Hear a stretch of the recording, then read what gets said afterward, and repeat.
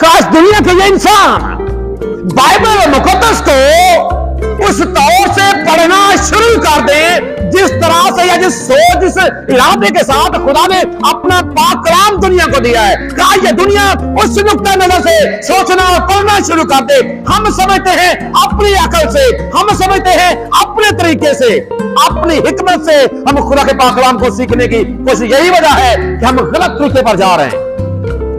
जब आप खुदा को सामने रखकर कि खुदा ने किस इरादे के साथ, क्या खुदा ने मजहब को इस तरह इस्तेमाल करने के लिए दिया था कि हम इसका इस्तेमाल करके दूसरों को तंग करें, हम इसका इस्तेमाल करके दूसरों का नाक में दम कर दें? क्या खुदा ने इसलिए ये सारा कुछ किया है?